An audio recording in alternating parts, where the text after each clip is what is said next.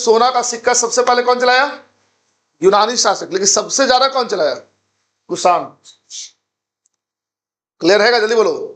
भारत में सबसे पहले सोने का सिक्का कौन चलाया? यूनानी लोग, ठीक। लेकिन सबसे ज्यादा कौन चलाया? ठीक। देखो, सर्वाधिक शुद्ध सिक्के जारी किए। हाँ?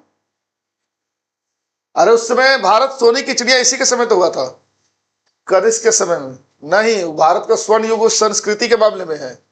हिंदुओं का स्वर्ण युग कहा जाता है उसको, गुप्त काल को। मंदिर बनने की कला उसी समय शुरू हुई थी। लेकिन भारत जो सोने की चिड़िया कहा गया वो कनिष्क के टाइम में। क्यों? रेशम मार्ग, चाइना से यूरोप तक जो व्यापार होता था, भारत होते हुए होता था, भारत ही रास्ता देता था उसको। तो भारत में क्या हुआ ना कि उस पर टैक्स लगता था, तो खूब पैसा आ गया भारत में, सोना के रूप में आया।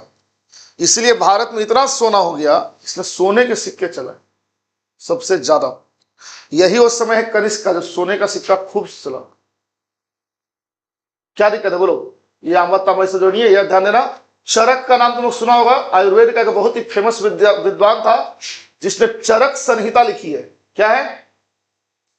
चरक संहिता भारतीय चिकित्सा शास्त्र का विश्वकोश है, ठीक है। तो चरक संहिता, चरक का लिखा हुआ किताब है, आयुर्वेद के ऊपर है, और ये कनिष्क के दरबार में था। नहीं तो सुश्रुत था, वो अलग है। देखो समझ आ रहा बात? कोई दिक्कत है? चरक संहिता कौन लिखा है? चरक। किसके दरबार में था? कनिष्क के दरबार। उसका राजवैद्य था, उसका राजवैद्य था वो। महाविभास सूत्र का रचनाकार कौन है? वसुमित्र है। इसको बौद्ध धर्म का विश्वकोश कहा जाता है। और कनिष्क का ही एक राज कवि है अश्वघोष। पाटलिपुत्र पर हमला किया था कनिष्क, तो अश्वघोष को उठा के ले गया था। समझ गए? अश्वघोष बहुत बड़ा विद्वान था उस समय का।